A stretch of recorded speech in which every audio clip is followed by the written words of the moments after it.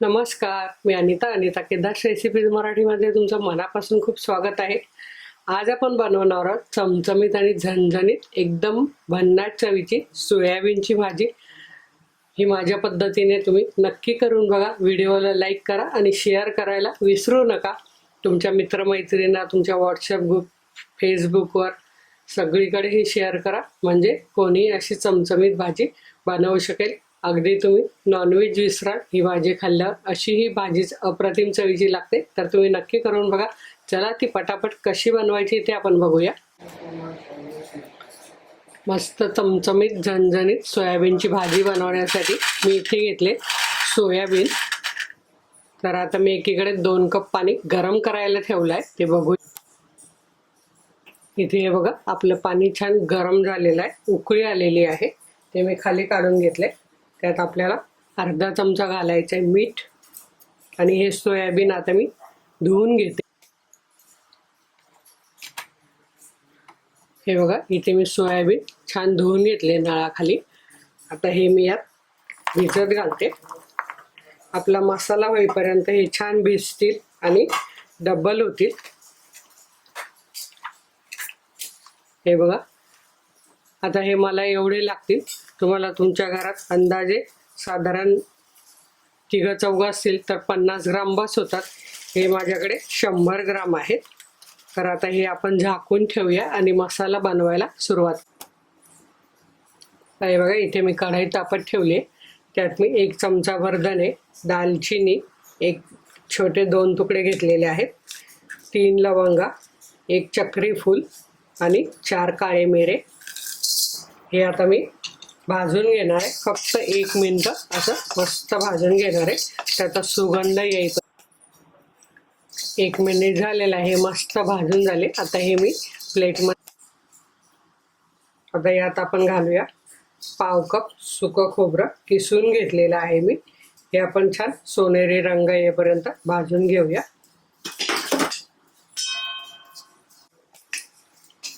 हे बघा, 1.5 मिनिट लागलेलं आहे आणि आपलं खोबरं छान भाजलं गेलंय।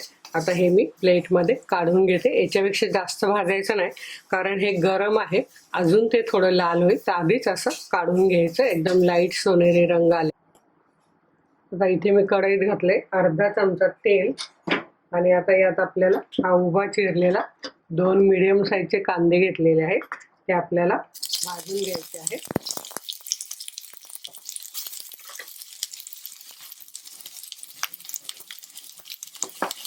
त्यातच आपल्याला लसूण पाकळ्या पण घालून घ्यायचं आहे, एक 8 ते 10, आणि आलं पण आपल्याला त्यातच घालून घ्यायचं आहे।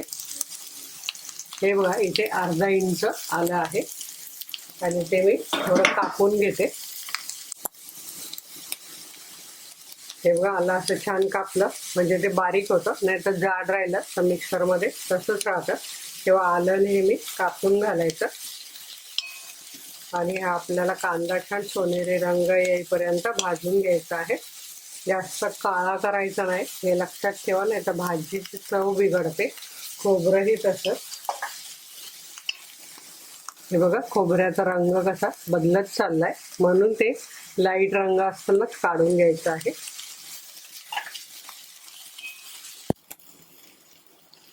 इथे तुम्ही बघू शकतात, आपला कांदा मस्त 1-3 मिनिटं झाले भाजायला मीडियम गॅसवर, छान सोनेरी रंग आलेला आहे। हे बघा, आता आपल्याला यात 1 मोठा टोमॅटो यातच घालून घ्यायचा आहे आणि छान परतून घ्यायचा आहे। मीडियम साईजचे असतील तर 2 घ्या, मोठा असेल तर 1 घ्या आणि टोमॅटो छान नरम होईपर्यंत असा परतवून घ्या। 1-3 मिनिटं लागतील टोमॅटो परतायला। हे बघा, आपला टोमॅटो पण छान नरम झालेला आहे। आता आपण हे थंड करत ठेवूया। आपला कांदा टोमॅटो थंड होईपर्यंत आपण हे सुकं खोबरं आणि हे सुके जे मसाले भाजून घेतले होते ते आपण मिक्सरमध्ये बारीक करून घेऊया एकदम।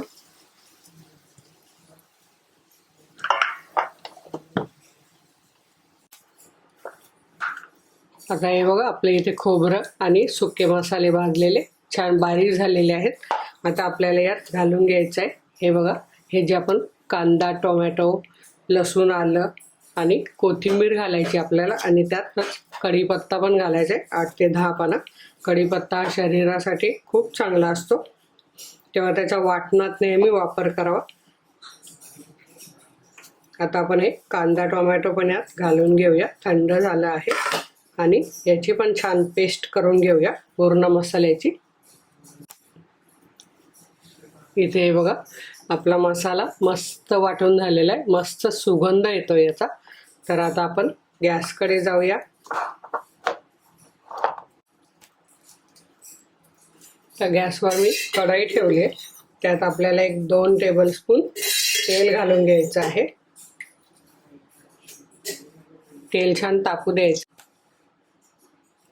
तेल तापलंय, आपल्याला टाकायचे यात तेजपान. मस्त सुगंध येतो याने.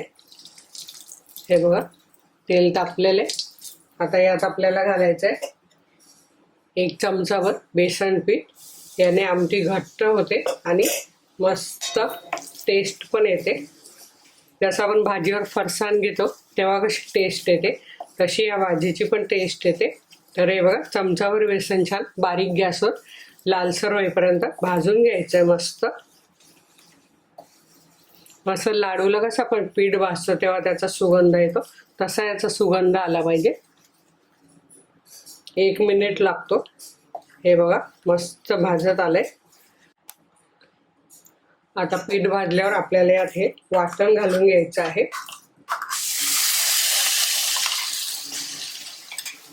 छान परतवून घ्यायचं आहे. लगेच मिक्स करायचं पटापट.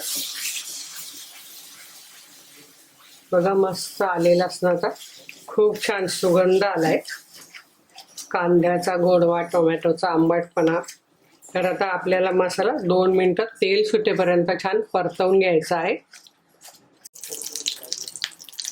तर हे बघा आपला मसाला छान परतून झालाय, तेल सुटलंय. मी मसाला असा छान बाजूला करून घेतला आहे, म्हणजे मध्ये तेल आले. त्यात आपल्याला घालायचं आहे आता हिंग. 1-2 चिमूट हिंग घालून घ्यायचा आहे. हा माझा काळा मसाला आहे, हा 1-1.5 चमचा मी घालते.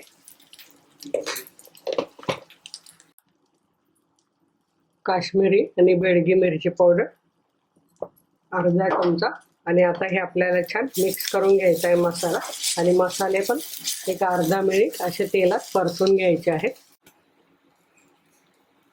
इथे आपले मसाले छान परतले. पाव चमचा हळद आपल्याला इथे घालून घ्यायची आहे आणि छान मिक्स करायचं आहे. सर्व मसाल्यांचा सुगंध आला पाहिजे असं आपण परतून घ्यायचं आहे मस्त. तुम्ही तुमच्या घरात कोणताही साठवणीचा कांदा लसूण मसाला असेल, घाटी मसाला असेल, काळा मसाला, मालवणी मसाला कोणताही वापरू शकतात. आणि कोणताच नसेल तर गरम मसाला पावडर घालू शकतात आणि लाल मिरची पावडर आणि हळद हिंग घालू शकतात. मस्त भाजी होते ही. हे बघा मसाला आपला मस्त परतलाय. आता यात आपल्याला सोयाबीन घालून घ्या. आणि इथे तुम्ही बघू शकता सोयाबीन आपला कसा डबल झालेला आहे आणि छान आहे बघा, मऊ पण झालेला आहे. आता हे आपल्याला असं पिळून ह्या मसाल्यात घालायचं आहे, जेणेकरून हा मसाला या सोयाबीन मध्ये जाईल.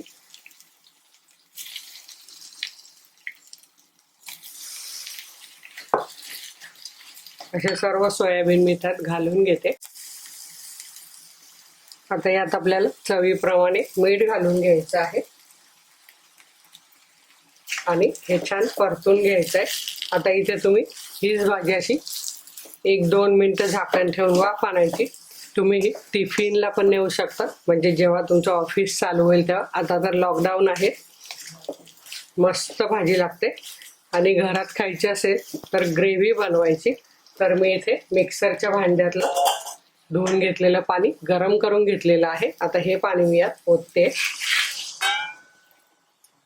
1-2 कप पाणी घेतलेलं आहे.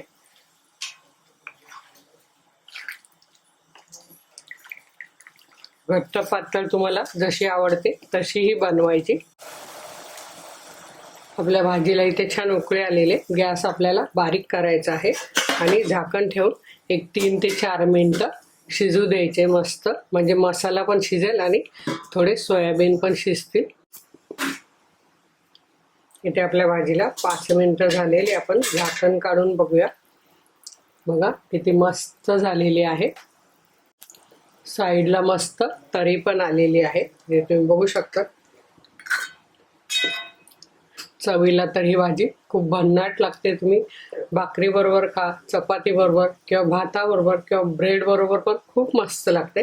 खूप छान झाले. आता मी सर्विंग बाउलमध्ये काढून दाखवते तुम्हाला.